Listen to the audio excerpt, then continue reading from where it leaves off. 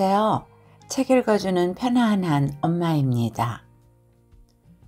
이토록 이 은내골 사람들은 세상을 등지고 산다.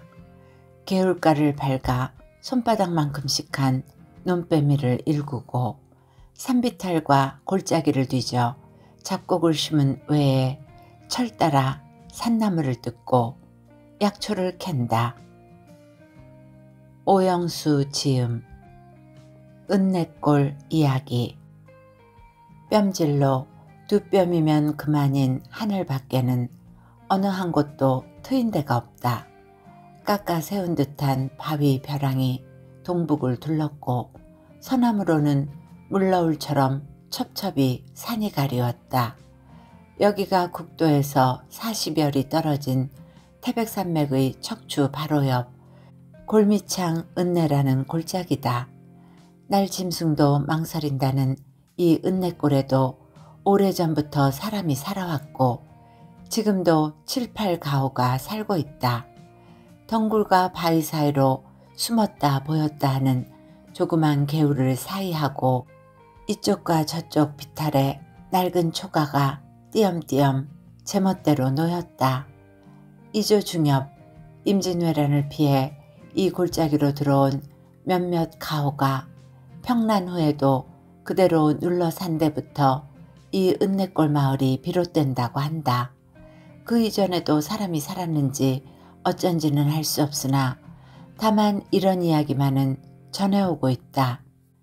약초를 채는 것을 업으로 하는 어떤 두 형제가 이곳 은내골을 내려다보는 바위 벼랑까지 왔다. 벼랑 위에서 밑 골짜기를 내려다본 두 형제는 서로 눈만 마주보고 말없이 놀랐다. 골짜기에 산밭이 있었기 때문이었다. 그러나 감히 엄두를 낼 수가 없었다. 그야말로 그림의 떡처럼 두 형제는 눈독만 들이고 돌아갔다. 나뭇가지를 꺾어 표적을 해가면서 돌아온 두 형제는 혈육간에도 발설하지 않을 것을 굳게 약속하고 궁리를 했다. 며칠을 두고 궁리를 한 끝에 두 형제는 날을 받아 목욕 재개하고 다시 집을 떠났다. 한나절이 조금 넘었을 때였다. 산밭은 여전했다.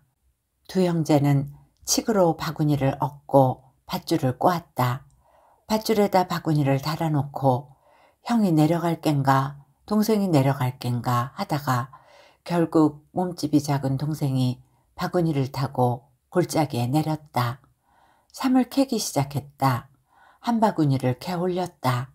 다음 바구니는 동생이 타고 올라갈 참이었다. 그러나 형은 한 바구니를 더 캐라고 했다. 한 바구니를 더 캐 올렸다. 그런데도 형은 또 한 바구니만 더 캐라고 했다. 그러나 이때는 벌써 해도 기울고 짙은 안개가 피기 시작했다. 동생은 그만 바구니를 타고 줄을 흔들었다. 바구니가 벼랑 반쯤 올라갔을 때였다. 벼랑간 바위 틈에서 가마손만한 왕거미가 기어나와 밧줄을 끊기 시작했다. 동생은 위를 향해 밧줄을 흔들고 고함을 질렀다. 그러나 그로부터 한 발도 더 올라가기 전에 줄은 끊어지고 말았다. 벼랑 위의 형도 골짜기에 떨어진 동생도 짙은 안개 속에 묻혀버렸다. 그로부터 형도 동생도 다시는 돌아오지 않았다는 이 은내골 마을에는 피난 당시의 후에도 두세 집은 대를 이어왔으나 어쩐 일인지 후손이 벌지 않았고 또 눈사태로 해서 두 집이 생매장이 되고부터는 그도 끊어져 버렸다. 그러니까 지금의 이 마을 사람들은 대부분이 바깥 세상에서는 의젓이 살아갈 수 없는 어떤 곡절이 있어 들어온 사람들이다. 그러니 많지 나라에서 세금을 받으러 온 적도 없고 관에서 호구를 조사해 간 일도 없다. 그러나 일정 때 단 한 번 역촌 주재소에서 인구조사를 한답시고 일경 주임이 엽총을 메고 부하 직원 한 사람과 나선 적이 있긴 했었다. 큰 소리를 치고 나서기는 했으나 길을 덧들어 헤매는 동안 짙은 안개에 쌓여버렸다. 꼼짝을 못하고 바위 옆에 도사리고 앉아 안개가 걷히기만 기다렸다. 얼마 뒤에 안개는 걷히기 시작했으나 이번에는 갈가지, 범의 일종이 돌질을 하는 바람에 혼비백산, 사타구니에서 방울소리가 나도록 주랭랑을 친 뒤로는 지금껏 섣불리 엄두를 내지 못한다. 이토록 이 은내골 사람들은 세상을 등지고 산다. 개울가를 밟아 손바닥만큼씩 한 논배미를 일구고 산비탈과 골짜기를 뒤져 잡곡을 심은 외에 철 따라 산나무를 뜯고 약초를 캔다. 바깥 세상과 굳이 인연이 있다면 그것은 1년에 한 번 당귀나 청궁 같은 약재를 역촌장에 내다가 배자치나 아니면 농사연모, 소금들과 바꿔오는 것뿐이다. 봄 아니면 가을에 한 번 장을 다녀오는 것이 이 은내골 사람들에게는 여간한 큰일이 아니다. 서남으로 개울을 따라 50리를 좀 더 내려가면 경상북도 청도가도에 나선다. 그러나 은내골 사람들은 이 길을 버리고 동북으로 험준한 바위 정수리를 넘어서라도 가까운 역촌장을 보기로 했고 또 지금껏 그렇게 하고 있다. 마을 사람들은 장을 며칠 앞두고 두 사람을 골라 제각기 소관들을 부탁한다. 이 두 사람은 우선 길에도 익숙해야 했지만 힘도 무던하고 걸음도 빨라야 한다. 왕복 80리라지만 줄령을 넘어야 했고 하루에도 몇 번씩 안개가 일어 자칫하면 길을 덧들기 일쑤이기 때문이다. 또 되도록이면 가권이 다른 사람이라야 했다. 그것은 이런 일이 있었기 때문이다. 약을 캐다 보면 혹 산삼을 한두 뿌리 캐는 때가 있다. 삼을 찾았다고 해서 함부로 마구 캐는 것은 아니다. 삼이 보이면 표를 해두고 일단 돌아와서 연장들과 의논을 한 다음 다시 날을 받아 간소한 재를 지내고야 캔다. 이렇게 캔 삼은 누가 찾았고 캤건 간에 주로 옷배를 바꾸기로 되어 있고 또 이렇게 바꾼 옷배는 마을 사람들이 나누어 하기로 되어 있다. 그런데 어느 해인가 삼 두 뿌리를 가지고 도망을 가버린 호라비가 있고부터는 꼭 두 사람을 그리고 가권이 딸린 사람을 보내기로 되었다. 가권이란 가족을 말합니다. 장에 갈 두 사람은 쌀이 집신을 한 켤레씩 옆구리에 차고 제각기 마련한 약재를 묶어 지고는 아침 일찍이 떠난다. 이런 날이면 마을 사람들은 종일 마음이 설레고 일이 손에 잡히지 않는다. 해가 져도 장 간 사람들이 돌아오지 않거나 저녁 안개가 짙거나 하면 마을 사람들은 관솔에 불을 붙여가지고 바위 벼랑까지 마중을 나가 횃불을 흔들어준다. 이런 때 만일 하는 소리라도 들려오면 비로소 마음이 놓이고 더욱 횃불을 휘둘러준다. 횃불은 또 산짐승을 쫓기도 했다. 이렇게 한번 장을 다녀오고 나면 바깥 세상은 까맣게 잊어버리고 한결같이 밭을 뒤지거나 아니면 가을을 걷어 겨울을 준비하기에 여념이 없다. 워낙이 지대가 높고 바위벼랑에 쌓인 골짜기이기 때문인지 여름이 늦들면서 짧고 대신 겨울이 무작정 길다. 여름은 삼복을 모를 만치 시원하나 겨울에는 눈이 길로 쌓인다. 북서로부터 밀려오는 저기압을 바위벼랑이 가로막기 때문인지도 모른다. 눈이 쌓이면 평지와 달리 빤히 바라다 보이는 이웃끼리도 내왕이 끊긴다. 다음에 눈이 녹을 때까지 겨울을 나기가 이 은내골 사람들에게는 어지간히도 지루하고 괴롭다. 그래서 그다지 눈이 쌓이기 전에 어쩌다 덫에 꿩말이라도 걸리는 날이 있으면 개울 이편에서 저쪽에다 대고 여 아무개 있는가 하고 고함을 지른다. 그러면 저쪽에서도 아무개인가 왜 그래 하는 소리가 들려온다. 그러면 이쪽에서 또 옆에 망수하고 건너오게 왜 그런가 눈이 빠지는데 옆으로 두렁을 타고 와. 꿩을 삶았소. 그런가? 가지 가. 이래서 건너오는 사람은 깔방석만치 둥글게 얽은 집신을 신고 나무삽으로 눈이를 다져가면서 오게 마련이고, 사실 또 이런 빙자라도 아니면 건너오랄 수도 올 수도 없다.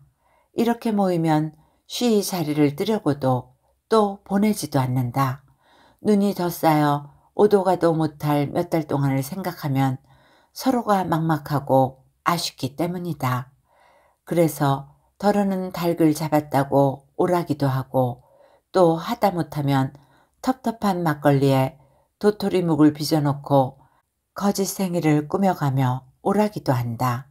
그러나 눈 위에 또 눈이 쌓이고 꿩이 아니라 멧돼지를 잡았대도 올 수도 갈 수도 없게 되면 이쪽과 저쪽에서 어떤가, 눈이 많이 왔지 하면 많이 왔어. 더 오겠는걸. 간은 있는가? 있어. 가만히도 한 토막 있고. 간이란 소금을 말한다. 이 은내골 사람들은 양식보다 간 걱정을 더한다. 그리고 가만이란 바로 소금 가만이다. 어느 해인가 가을을 채 거두기도 전에 눈이 내리기 시작했다. 장을 못 가 간 준비도 없이 겨울을 나게 되었다. 그때 마침 소금 가마니 한 개가 있어 그것을 토막을 지어 나눴다.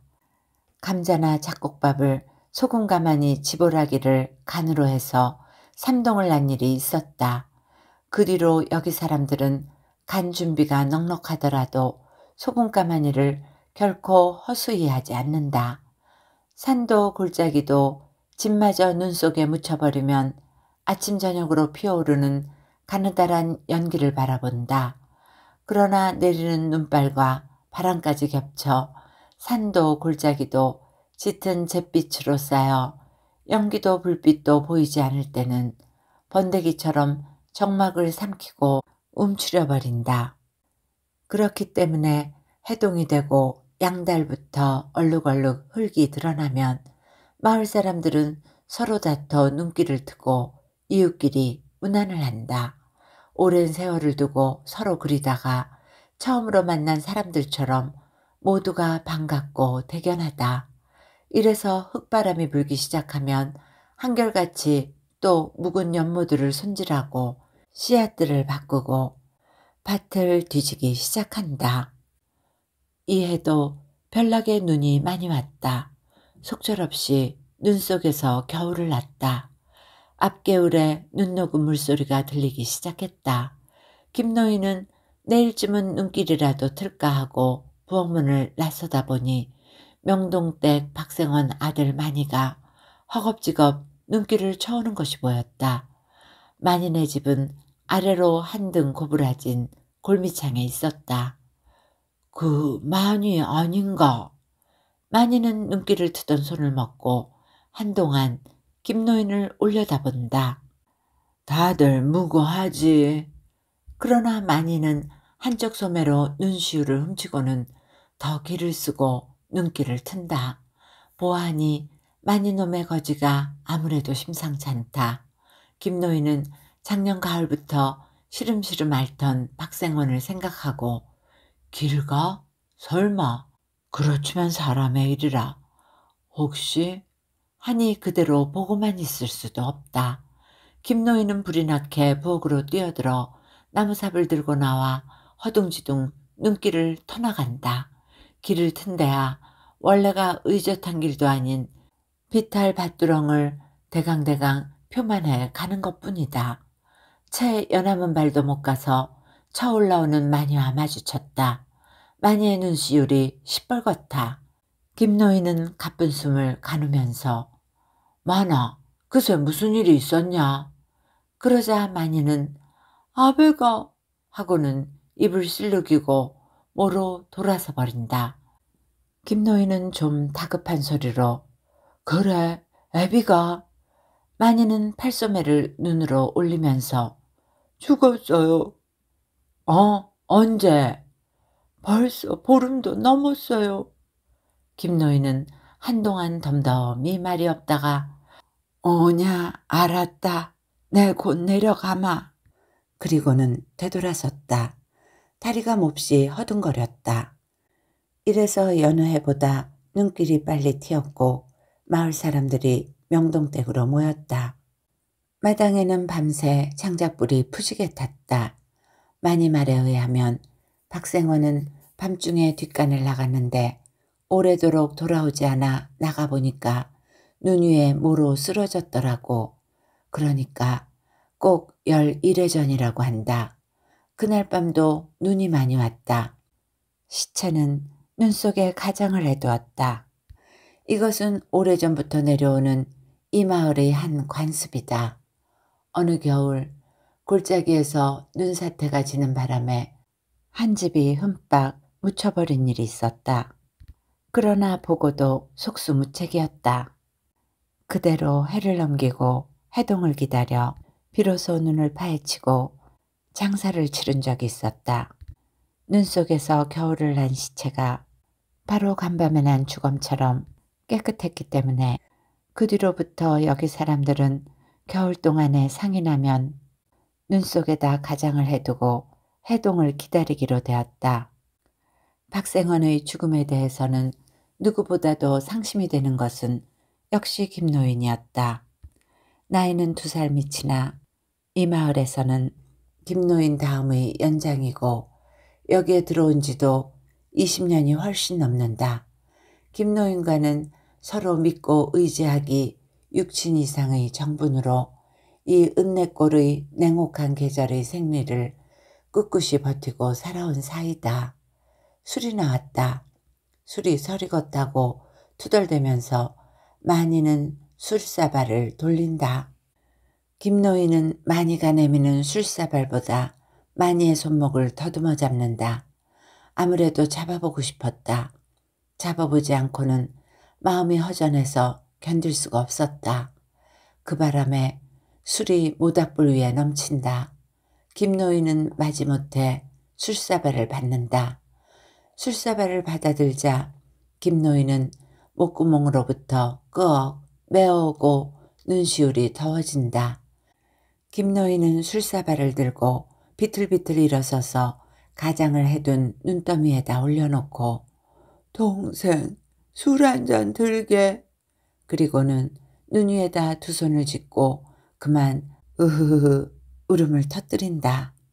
김노인의 이 울음은 이미 죽은 박생원보다 살아남은 김노인 자신의 고독과 허망이 더 절실해서였는지도 모른다. 김노인의 울음에 모인 사람들도 모두 눈시울이 뜨끈해진다. 많이도 울고 많이 어깨를 부여잡고 명동댁도 운다. 몇몇이 김노인을 부축해 와서 불 앞에다 앉힌다. 김노인은 그와 함께 말끔히 울음을 걷고는 불 위에 2손을 가지런히 펴고 불 속을 들여다본다. 지내온 근 30년의 세월이 거뚱거뚱 눈앞을 누벼간다. 누벼가는 세월 위에 박생원이 선연히 걸어오고 있다. 김노인은 박생원이 죽기 전에 꼭 한마디 했어야 할 말이 있었다. 김노인도 원래는 경주 근방에서 남의 집 머슴을 살았다. 머슴살이를 하면서 바로 이웃인 주인네 조카딸 덕이와 눈이 맞아 아이를 가졌다. 그때만 해도 시집 안 간 계집 아이가 아이를 뱄다는 것은 살인 다음에 가는 사건이었다. 덕이는 집을 쫓겨났다. 영천에 있는 제 이모네 집에 가서 목을 맸다. 그러나 죽지는 못했다. 다리 차서 계집 아이를 낳았다. 김노인, 그때는 노인이 아닌 즉 김가가 찾아가기는 덕이가 해산을 하고 한 보름쯤 지나서였다. 김가가 찾아왔다는 소문을 듣고 덕이 이모부는 몽둥이를 꼬누고 김가가 나타나기만 기다렸다. 이런 어느 날 밤 덕이는 뒷담을 넘어서 김가와 함께 도망을 했다. 늦은 봄이었다. 김가와 덕이는 모품을 들어가면서 양산까지 왔다. 양산서 김해로 갔다. 김에서 다시 청도로 올라왔다. 늘 뒤쫓기는 것 같아 한 곳에 진득이 배길 수가 없었다. 어느 날 밤 동구암 느티나무 밑에서 마을 일꾼들이 모깃불을 놓고 모여 앉아 이런 얘기 저런 얘기를 주고받다가 누가 무슨 말 끝에 세상이 구차하면 은내꼴로 들어가지 했다. 그때 김가는 다우쳐 은내꼴이 어디냐고 물어보았다. 사람들의 말이 여기서 셋골 개울을 따라 동북으로 40~50리 들어가면 옛날 피난처로 은내골이란 별천지가 있다는 것이었다. 김가는 다시 다우쳐 사람이 사느냐니까 가보지 않았으니 모르긴 하되 몇 가오가 살고 있는 것만은 분명하다고 했다. 이러고 난 이틀 뒤 김가와 덕이는 은내골을 찾아 개울을 끼고 산골로 들어섰다. 김가와 덕이가 이 은내골로 들어온 다음 해 봄에 박생원 즉 박가가 들어왔다. 박가는 그의 형이 누름으로 해서 가산을 탕진하고 그로 해서 그의 부친은 화병을 얻어 세상을 떠났다는 것이었다. 그러나 그의 형은 면상도 하기 전부터 다시 노름판에서 나를 세다시피 하고 박가는 그런 그의 형의 노름판에 뛰어들어 그만 잘못 실수를 했다고 그래서 포리에게 쫓기다 못해 들어왔노라고 훨씬 뒤에야 김가에게만 이런 실토를 했다. 그때만 해도 이 은내골에는 단 4가오가 살고 있었다. 그중 제일 연장인 양노인은 김해 근방에서 살다가 한일합병이 되자 곧 들어온 한문 훈장이었다. 5~6년 전에 상처를 하고 이미 7순이 넘었다. 반백이 된 아들과 아직 40이 채 못된 며느리에게 얹혀 있으나 이 마을에 관한 일이면 대소를 막론하고 이 양노인의 지시에 따랐다. 양노인의 집에서 옆으로 좀 떨어진 돌배나무 집에는 6순이 다 된 안노인이 호라비 아들과 어린 손녀를 데리고 살고 있었다. 이 돌배나무 집에서 다시 밑으로 한등 너머에는 50 전후의 지생원 부부가 살았고 지생원은 왼쪽 눈에 무명씨가 든 반애꾸였다. 지생원 집과 나란히 빈집이 한 집 있으나 다 허물어졌다. 개울을 건넌 비탈에 띄엄띄엄 새 집이 있는 그 첫 번째 집에 김가 부부가 살았고 그 옆에 박가가 들었다. 맨 끝에 집에는 남편이 문둥이인 젊은 부부가 살았다. 김가가 들어오고 또 박가가 들어오자 누구보다도 기뻐한 것은 양노인이었다. 양노인은 이 은내골에도 한때는 여러 가오가 제법 오붓하게 산 때도 있었으나 덜어는 설화로 망하고 또 절손이 되어 지금은 이 꼴이 됐다고 그러면서 젊은 장정이 잇따라 들어왔으니 마음이 든든하다고 못내 기뻐했다.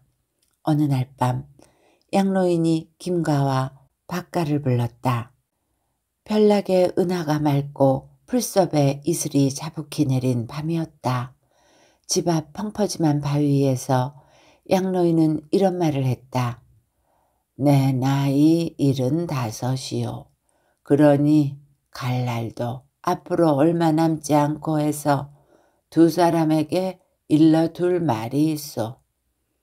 이 은내골은 무슨 까닭인지 2대 만에는 거의 절손이 되어 버린단 말이오. 우선 나만 하더라도 여기에 들어와서 외동 하나를 두고는 그만이고 또 저 자식들 아들 며느리는 아직 배태도 못했고 그러니 나로서는 기가 막히는 일이오. 뭐 때문일까? 산신이 노해서일까? 두고 생각을 해봤으나 까닭을 알 수 없소. 그러나 한 가지 짐작이 가는 것은 여기서는 찬이 주로 산나물인데 산나물 중에서도 유독 고사리를 많이 먹거든. 한방에 보면 고사리는 소양제로 되어 있고 그래서 중들이 고사리를 많이 먹는 것도 그 때문이고 그래서 아마 그 때문이 아닐까. 하다못해 이런 생각도 해봤소. 여기서 양로인은 말을 끊고 한동안 하늘을 쳐다보다가 그렇지. 우리가 먹고 사는 게 곡식인데 그 곡식을 얻기 위해서 씨를 끔찍이 간수하거든. 아무리 좋은 밭을 가져도 씨가 없으면 묵밭이 된단 말이오. 내 말 알아듣겠소? 그러나 김과 박가는 그저 침만 꿀꺽 삼킬 뿐이었다. 또 밭이 좋아도 씨가 충실치 않으면 곡식이 연글지 않거든. 그러니까 내 집 씨가 충실치 않을 때는 남의 집 씨를 빌려다 심는단 말이오. 양로인은 여기서 또 한동안 말을 끊고 김과 박가에게로 얼굴을 돌려댄다. 김과 박가는 고개까지 끄덕이면서 그러면요 하자 양로인은 하늘을 쳐다보고 한숨을 후 내쉬면서 어떻소? 은하가 서쪽으로 많이 기울었소? 그러나 대답은 채 듣지도 않고 그러니까 우리가 사는 게 다 그런 이속이요. 알아듣겠소? 김과 박가가 그렇겠다니까 양로인은 그럼 건너가 보시지 하고는 주먹을 돌려 등을 두드리고 일어섰다. 김과 박가는 말없이 돌아오다가 앞서 개울을 건너는 김가가 박가를 돌아보고 너희는 무슨 속셈이 따로 있는 말이지? 아무래도 그런가 봐. 이런 일이 있은 한 서너 달 뒤 어느 날 밤 양로인이 김가를 건너오라고 했다. 김가는 부랴부랴 건너갔으나 집안은 쥐죽은 듯 감감하고 노인도 그의 아들도 없었다. 한동안 머뭇거리자니까 옆방문이 열리면서 그의 며느리가 고개를 내밀었다. 노인 안 계시냐니까 며느리는 좀 전에 아무개가 올게라는 말만 하고 나갔다면서 들어오라고 한다. 김가는 한동안 어리둥절했으나 뭔지 짐작이 가는 것도 같았다. 그렇다고 섭적 들어갈 수도 없었다. 연신 어둠 속을 두리번거리자니까 들어오시오. 이번에는 더 또렷한 소리였다. 김가는 비로소 방 안으로 들어갔다. 한동안 뒤에 김가는 못에 쫓기듯 돌아왔다. 김가를 기다리고 있던 박가가 못 오냐고 물었으나 김가는 그저 고개만 두어 번 저어 보였다. 박가는 역시 그렇지. 그러나 김가는 어물어물해 버리는 수밖에 없었다.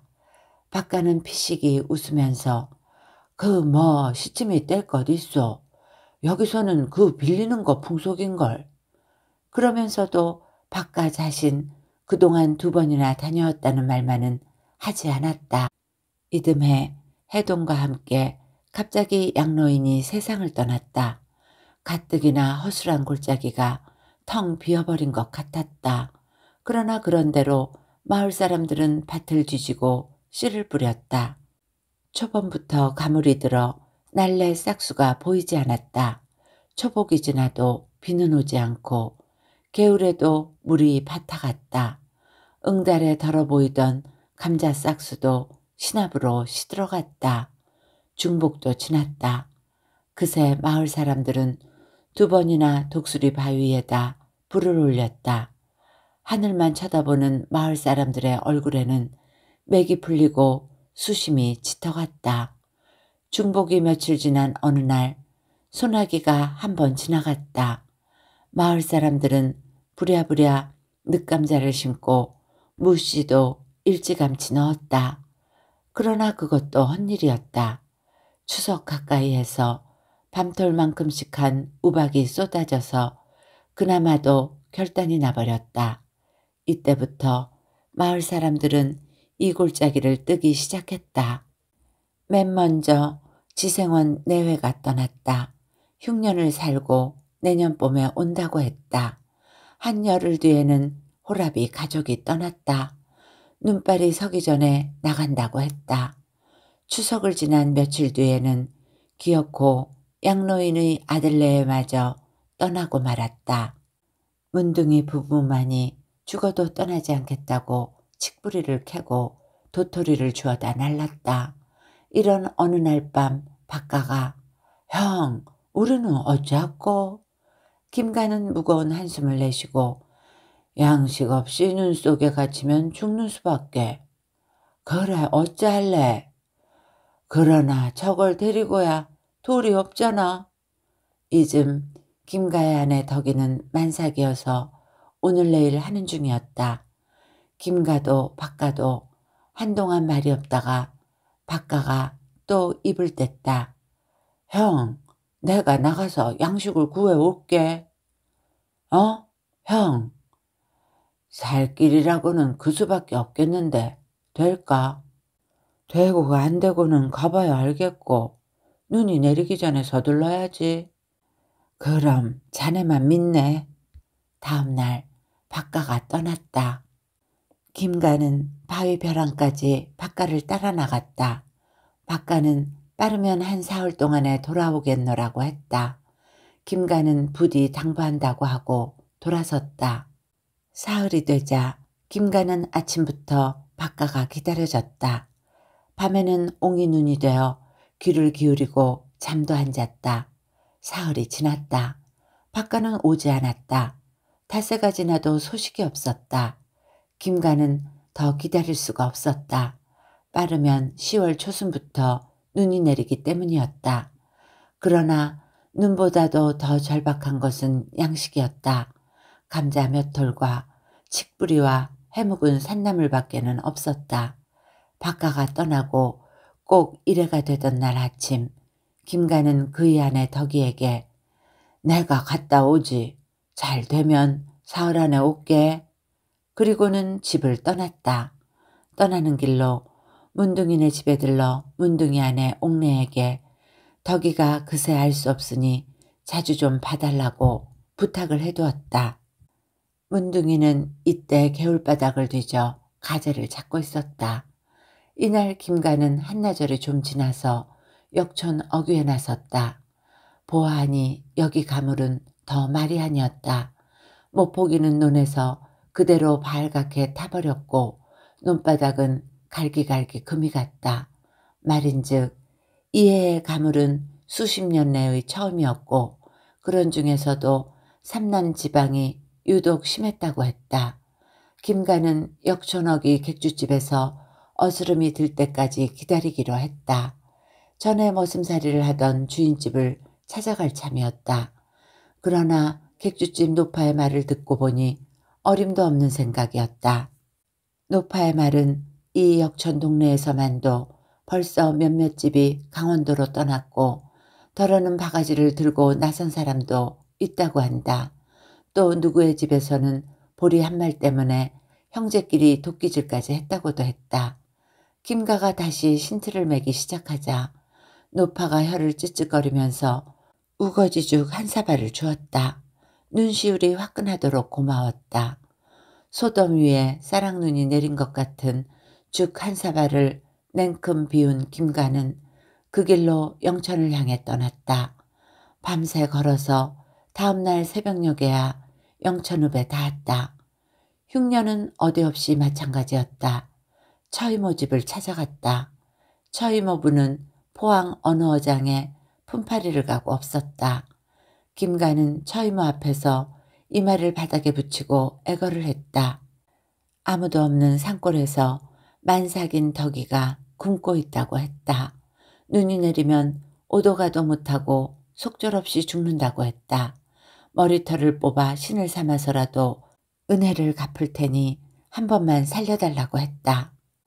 돌아앉았던 처이모도 할 수 없었던지 다음날 포항으로 떠났다.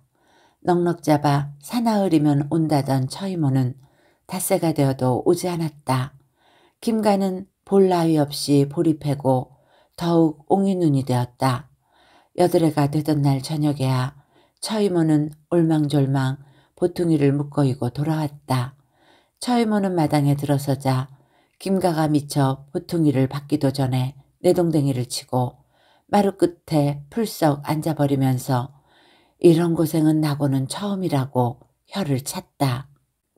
김가는 그저 두 손바닥을 맞비비는 수밖에 없었다. 처이모는 또아리를 한 수건을 풀면서 말이 포항이고 선창이지 사람이 어디 있는지 알 수가 있어야지. 며칠을 두고 알아보니 장생포로 또 갔다잖아. 뭐 말 다 하면 못해. 그리고는 수건으로 머리랑 어깨랑 먼지를 털고 방으로 들어갔다. 딸아이가 들여놓은 수제비를 떠넣으면서 사람 꼴이 말이 아니더라. 흉년도 흉년이고. 김가는 고개를 숙이고 연신 손만 비볐다. 자네가 왔다는 말은 안 했다. 꼴전 돈 몇 푼 주면서 2달 동안 쓰래. 기가 차서. 김가는 한결같이 고개를 꺾고만 있었다. 오면서 농갓집을 덧었으나 돈을 주고도 양식을 못 사.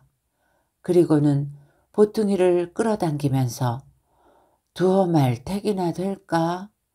보아하니 밀기울이 한 말쯤, 그리고 보리쌀이 반말, 밀과 밀가루가 서너 댓박씩이었다.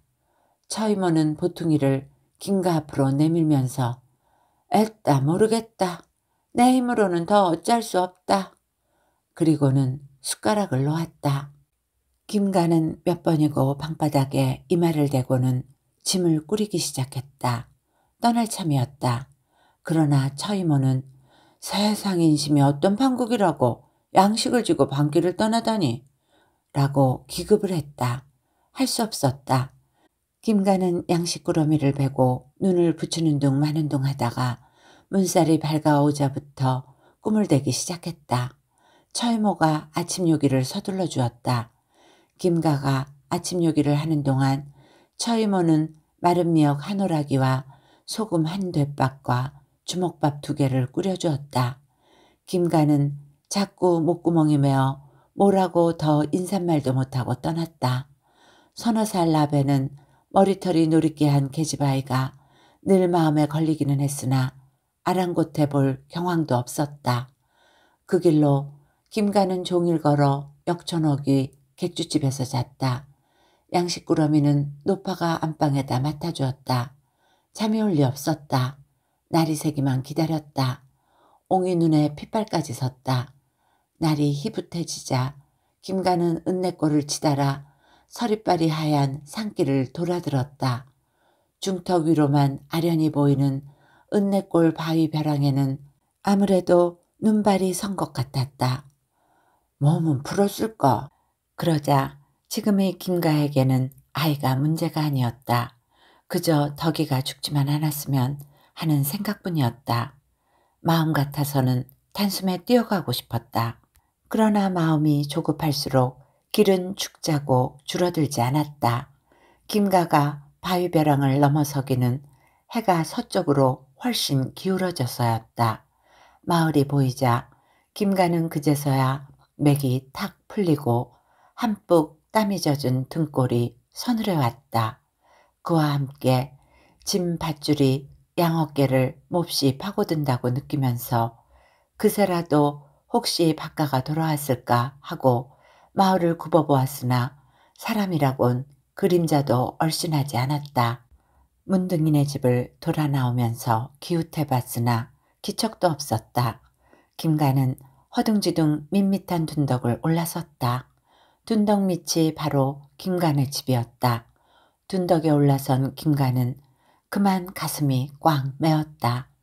굴뚝에서 연기가 피어올랐기 때문이었다. 살았구나. 진바가 등을 파고든다는 생각도 까맣게 잊었다. 줄다름을 쳤다.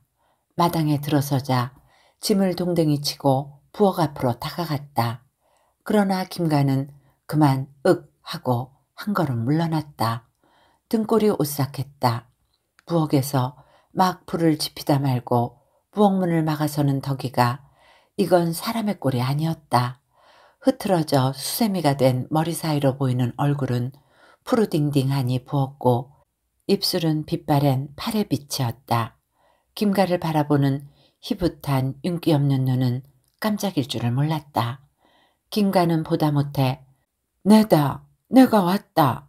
그러나 덕이는 엉뚱하게도 없다. 묵을 거 없다.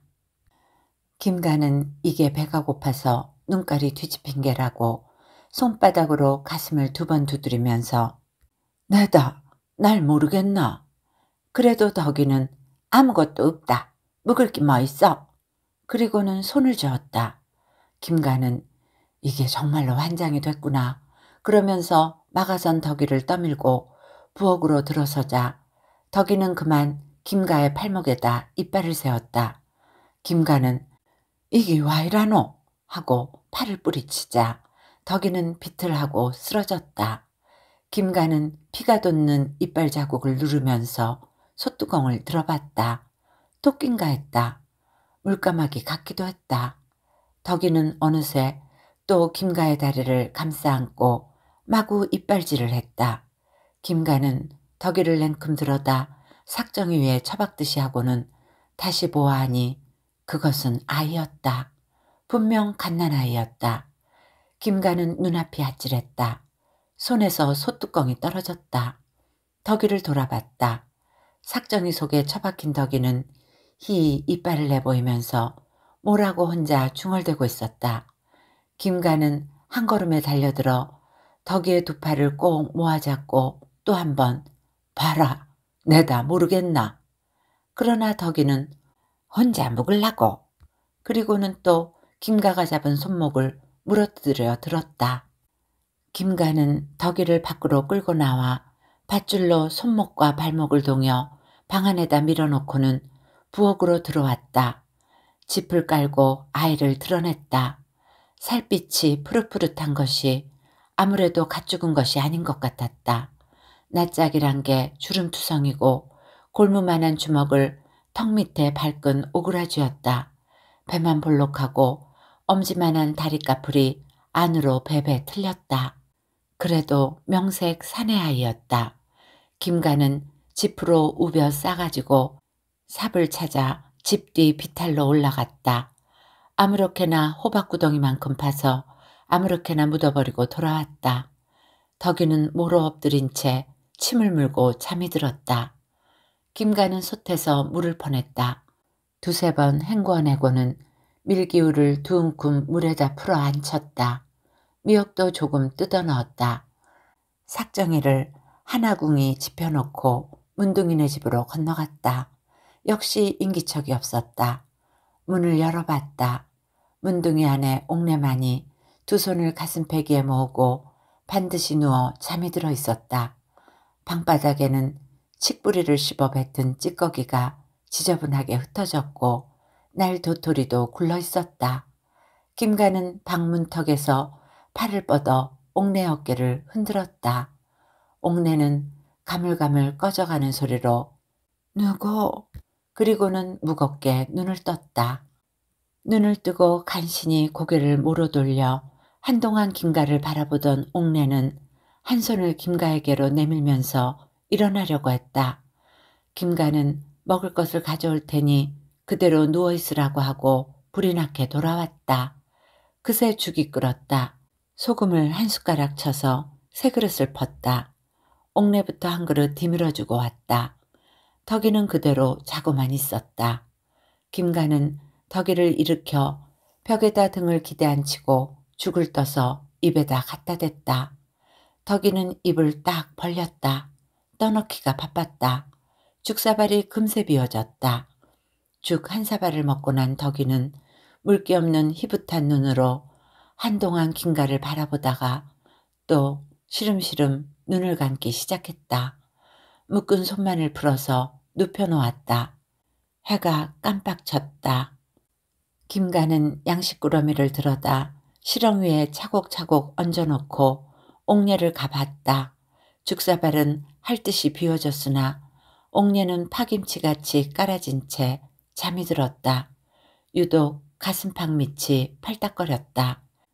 김가는 부엌에 들어 하나궁이 삭정을 집혀놓고 건너왔으나 이때까지도 옥내 남편 문둥이는 보이지 않았다. 김가는 기름등잔에 불을 켜고 곰방대에다 담배를 담아 물었다. 바깥을 생각해봤다. 이런 흉년에 쟤들 어디 가서 양식을 구하려고. 양식을 구하지 못했으면 돌아오지 않는 것이 만번 잘됐다 싶었다. 문둥이를 생각해 봤다. 알 수 없었다. 김가는 덕이를 돌아보고 묶은 발목마저 풀어줄까 하다 그만두고 실ong 위의 양식구러미를 쳐다봤다. 서말도 못 되는 이 양식을 가지고 겨울을 나야 할 것을 생각하니 눈앞이 아득했다. 게다가 옥내까지 매달린다면. 김가는 옥내를 두고 순간 끔찍한 생각이 떠올랐다. 그러나 부르르 몸서리를 쳤다. 고스란히 엎어져 죽는다 해도 김가로서는 못할 짓이었다. 또 그의 아내를 돌아보았다. 죽은 듯이 자고만 있었다. 김가는 발목마저 풀어놓았다. 산골 가을밤은 어처구니 없이 길기만 했다. 어디서 여우가 울었다. 여우가 울면 눈이 내리게 마련이었다. 김가는 연거푸 담배를 갈아 담고 꼬박이 밤을 새웠다. 그새 덕이는 두세 번 몸을 뒤치락거리고 헛소리를 했다. 날이 새자 김가는 바가지에다 밀기울 2줌을 담아 부엌으로 나갔다. 어저녁 때와 마찬가지로. 그러나 물을 좀 더 붓고 불을 지폈다. 불을 지펴놓고 옥내를 가봤다. 옥내는 일어나 앉아 비녀를 입에 물고는 머리를 걷고 있었다. 옥내는 김가를 보자 눈만으로 아는 체를 했다. 김가가 남편은 어디 갔느냐니까 옥내는 물었던 비녀로 머리를 쪽지면서 모른다고. 닷새 전에 간다 온단 말도 없이 나가고 소식이 없다고 했다.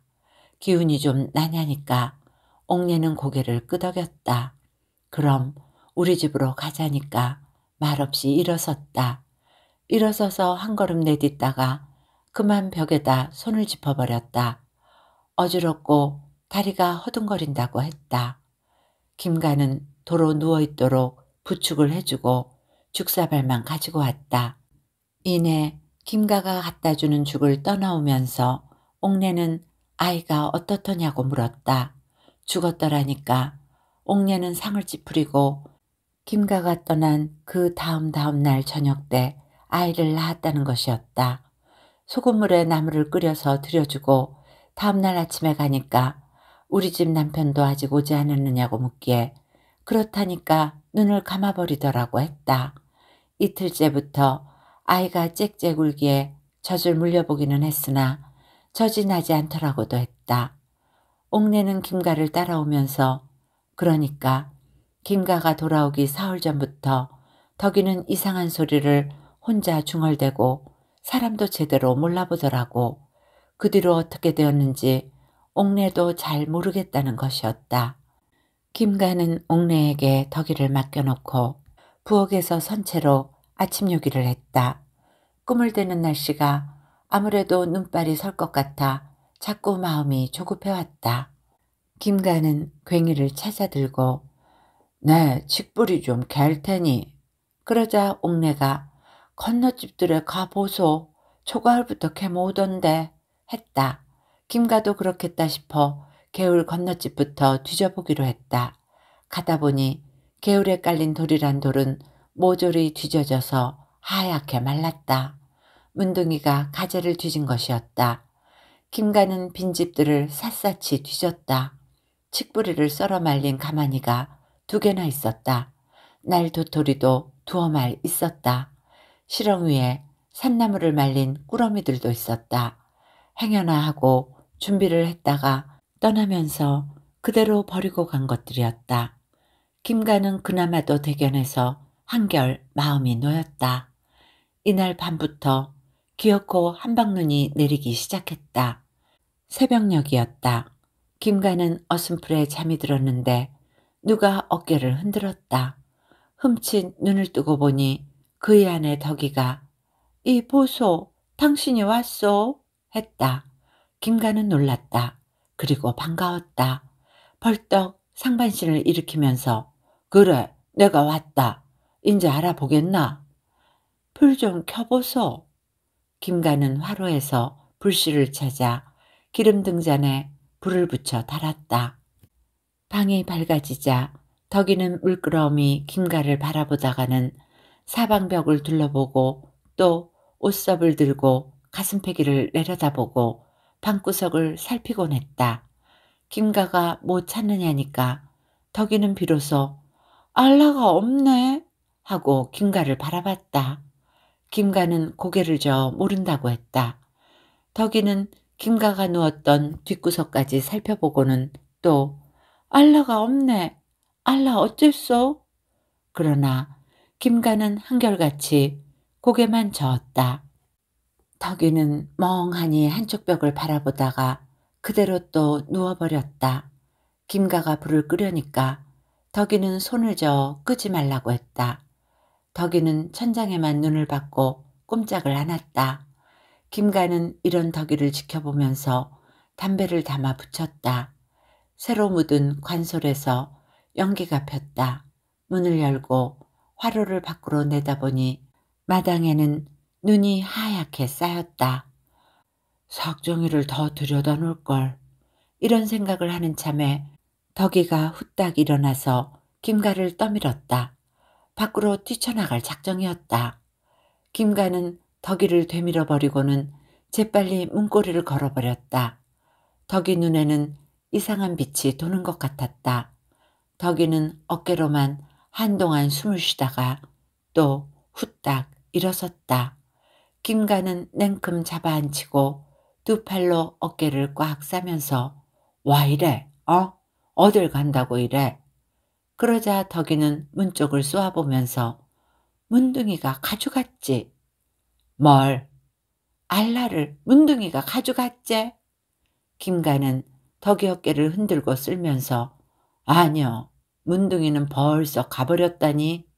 그러나 덕이는 지병 고칠라고 알라 가져갔제.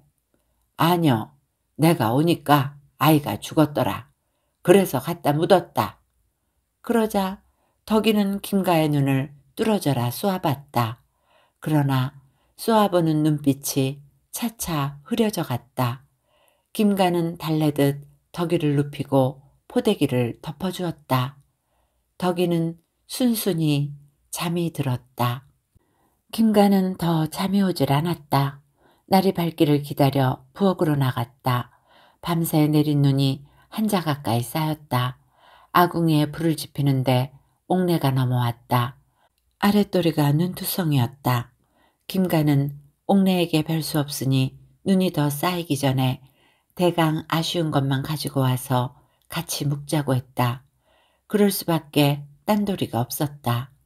이래서 셋은 한 방에서 한겨울을 나기로 했다. 덕이는 차차 기운을 돌렸다. 아이가 죽은 것까지는 알았으나 딴 것은 까맣게 몰랐다. 김가는 쌀이 껍질로 방석과 멍석을 엮는 외에는 하려야 할 일이 없었다. 덕이와 옥녀는 칡뿌리를 빻아 가루를 내고 도토리를 깠다. 해동까지 양식을 아껴 먹을 궁리밖에 딴 생각은 없었다. 이틀이 멀다 하고 눈이 내렸다. 산도 골짜기도 눈 속에 한박 묻혀버렸다. 앞개울에 물소리가 들리기 시작하고 양달 비탈부터 얼룩얼룩 흙이 드러났다. 흙바람이 불기 시작하자 겨우내 쌓인 눈도 거짓말같이 녹아내렸다. 덕이와 옥녀가 묵은 수수깡이랑 서숙 집단이랑 콩깍지랑을 뒤져서 씨앗 낫들을 줍고 있는 다질녘에 박가가 허겁지겁 돌아왔다. 김가도 박가도 한동안 서로 손만 움켜잡고 말이 없었다. 박가는 밀가루 부대와 감자씨와 조이싹들을 끓인 짐을 내려놓고야 형, 꼭 죽은 줄 알았소. 그래, 사람의 목숨이 모질기도 하지. 강원도에서 오는 길이요. 흉년이 말이 아니지. 어떻게 알았소? 이야기는 차차 하자. 김가와 박가는 흑살이 두텁고 건 밭부터 뒤지기 시작했다. 개울을 치달아 올라간 용샘 옆 응달 바위 틈에 문둥이 시체가 반쯤 눈에 묻혀 있었다. 김가와 박가만이 몰래 치워버렸다. 누가 말한 것도 없이 박가는 용례와 함께 용내네 집에 들었다. 4월 초순 한창 진달래가 피고 산나물이 돋을 무렵해서 양노인의 아들내외가 돌아왔다. 양노인의 며느리는 갓난 계집아이를 업었다. 계집아이가 그의 아버지를 닮았는지 박가를 닮았는지 아니면 김가를 닮았는지는 꼭이 알 수 없었다. 이해 초가을에 옥녀는 팔싹동이를 낳았다. 그 아이가 지금의 만이다. 만이는 아무래도 박가보다는 김가를 더 닮아갔다. 언젠가 김가가 감자를 캐고 있는 박간의 밭머리를 지나면서 그 알이 푸죽에 달렸는데 이게 강원도 그 씨인가?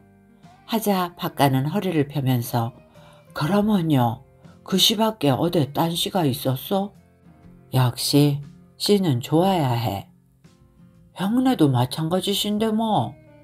그리고는 밭두렁으로 나온 박가는 허리에서 곰방대를 빼들고 그런데 형, 씨야 어딜 갔던 이 밭 소출은 내 것이지. 형? 그야 뭐 여부가 있겠나. 분명 그렇지. 형. 아따 이 사람. 나도 두어 가마 팠네. 뭐 달랄까봐 그러나. 그리고는 둘이서 마주보고 웃은 일이 있었다. 김노인은 지금 박생원의 시체가 얹혀가는 들것 뒤를 따라가면서 박생원이 죽기 전에 꼭 한마디 해야 했을 말이 있었다. 동생, 만이는 커갈수록 하는 짓이 꼭 자넬세. 뒤가 든든하니 언제 죽어도 한이 없겠네. 라고. 이야기는 이렇게 끝을 맺습니다. 내 집시가 충실치 않을 때는 남의 집시를 빌려다 심는 토착적인 정서가 느껴지는 은내골 이야기. 좋은 시간이 되셨기를 바라며 오늘도 행복하세요.